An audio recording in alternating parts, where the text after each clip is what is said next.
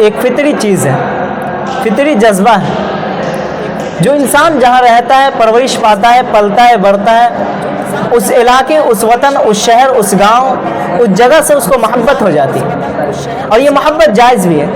نبی کریم صلی اللہ علیہ وسلم کو بھی اپنے وطن سے محبت تھی، اور آپ نے محبت کا اظہار بھی فرمایا۔ آپ دعا کرتے تھے اللہم حبب الینا المدینہ کحبنا مکہ وشدہ، صحیح بخاری حدیث نمبر 5056۔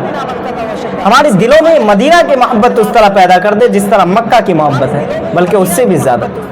نبی کریم صلی اللہ علیہ وسلم کا اپنے جائے پیدائش مکہ سے محبت کا اندازہ اس سے لگایا جا سکتا ہے کہ جب مشرکین مکہ نے نبی کریم صلی اللہ علیہ وسلم اور آپ کے اصحاب کا مکہ میں جینا دوبھر کر دیا، اتنے الہی سے مدینہ ہجرت ہوتے ہیں، مکہ چھوڑتے وقت اصحاب رسول کے دلوں کی کیا کیفیت رہی ہوگی، اس کا بخوبی ہم سب اندازہ لگا سکتے ہیں۔ میرے نبی جب مکہ سے نکل رہے ہیں، مکہ کے ایک بازار کے مقام پر کھڑے ہوتے ہیں، انتہائی رقت آمیز لہجے میں فرمایا قال رسول اللہ صلی اللہ علیہ وسلم لمکہ ما اطیبک من بلد واحبک الی ولولا ان قومی اخرجونی منکی ما سکنت غیرکی۔ محترم دوستو، نبی کریم صلی اللہ علیہ وسلم مکہ کو خطاب کرتے ہوئے فرماتے ہیں کتنا پاکیزہ شہر ہے تو، اور تو مجھے کتنا محبوب ہے، میری قوم نے مجھے تجھ سے نہ نکالا ہوتا تو میں تیرے علاوہ اور کہیں نہ رہتا۔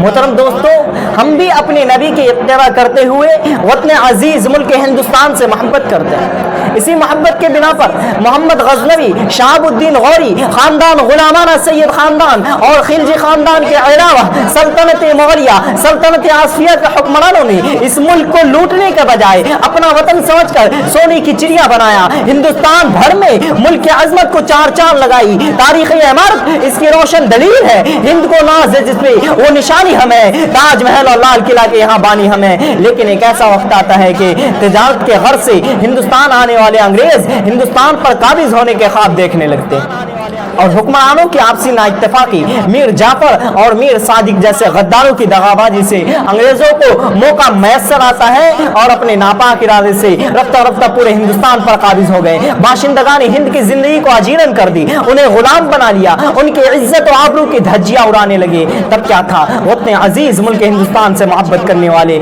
سب مل کر ان انگریزوں کے خلاف بغاوت کی، ان کے ناک میں دم کر ڈالا، آخرکار انہیں مجبور ہو کر ہندوستان چھوڑنا پڑا۔ تب شاعر کہتا ہے کیا چلے گا، کیا چلے گا ظلم کی اہل وفا کے سامنے، کیا چلے گا ظلم کی اہل وفا کے سامنے، جل نہیں سکتا کوئی شعلہ ہوا کے سامنے۔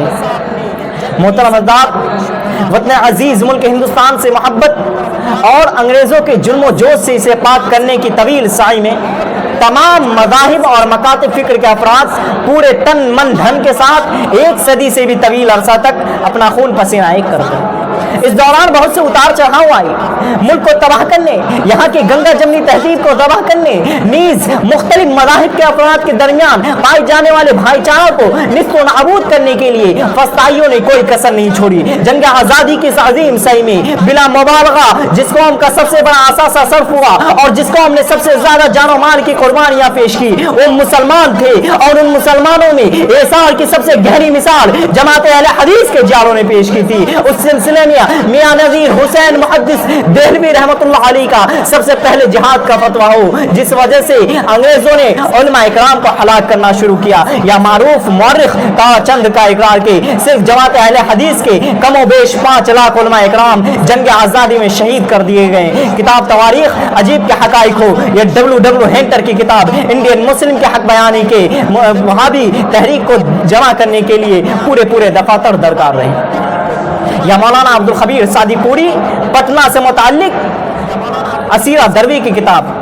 ہندوستان کے پہلے وزیر اعظم پنڈت جواہر لال نہرو نے کھل کر کہا تھا کہ اگر علماء صادق پور کی قربانیوں کو ترازو کے ایک پلے میں رکھ دیا جائے اور پورے تحریک آزادی کی تاریخ دوسرے پلہ میں، تو پہلا پلہ بھاری پڑ جائے گا۔ صرف 1860 سے لے کے 1857 عیسوی تک مسلمانوں کے خلاف 5 بڑے مقدمے قائم کر کے جماعت اہل حدیث کو بالخصوص نشانہ بنانے کی تاریخ ہو، یا ان کے علاوہ بے شمار ایسے حقائق، بے شمار ایسی تاریخ ہے جنہیں تاریخ کے صفحات سے مٹانے کی شے اور کوشش کی جا رہی ہے، اور جو مسلمان اس ملک کے لیے، جنہوں نے اس ملک کے لیے سب سے زیادہ جان و مال کی قربانیاں پیش کی، جنہوں نے اس ملک کے لیے سب سے زیادہ اپنا خون پسینہ کیا، انہیں آج اس دور کے اندر کمتر سمجھا جاتا ہے۔ ان سے پروف مانگا جاتا ہے کہ اگر تم ہندوستانی ہو تو ہمیں پروف دو۔ افسوس کا مقام ہے کہ جن مسلمانوں نے اس ملک کے لیے اتنا کچھ کیا انہی سے پروف اور انہی سے گواہی مانگی جاتی ہے۔ ہم اس ملک کے لیے وہ سب کچھ کیے جو دوسرے لوگوں نے نہیں کیا، چاہے وہ بنگال کے نواب سراج الدولہ ہو یا ٹیپو سلطان، جنہوں نے انگریزوں کو 3 جنگوں میں شکست دے کر کہا تھا کہ گیدڑ کی 100 سالہ زندگی سے بہتر شیر کی 1 دن کی زندگی ہوتی ہے۔ اور 1857 عیسوی میں انگریز میجر ہیٹ سنگھ کے ہندوستان کے لیے بولے گئے توہین آمیز الفاظ، دمدمے میں ہم نہیں، دمدمے میں ہم نہیں، اب خیر مانگو جان کی، اے ظفر ٹھنڈی ہوئی اب تیر ہندوستان کی کا جواب بہادر شاہ ظفر عام ہندوستانیوں کی دلوں کے آواز کے شکل میں کچھ اس طرح دیا تھا: غازیوں میں بو رہے گی جب تلک ایمان کی، تخت لندن تک چلے گی تیر ہندوستان کی۔ اسی طرح رنگون کی جیل میں مغل سلطنت کا آخری ستون اور جنگ آزادی کا پہلا جانشین ہمیشہ کے لیے شہید کر دیا گیا۔ مولانا آزاد کا بھی جنگ آزادی میں اہم رول رہا ہے۔ مولانا آزاد نے جناح کا 2 قومی نظریہ کو رد کیا اور ہندوستان کو رہنے کو ترجیح دی۔ آپ آزاد یہ ہندوستان کے پہلے وزیر تعلیم رہے ہیں۔ ایسے ہزاروں نائب مسلمان کو گنائے جا سکتے ہیں جنہوں نے اپنے وطن کے لیے جان و مال کا نذرانہ پیش کیا۔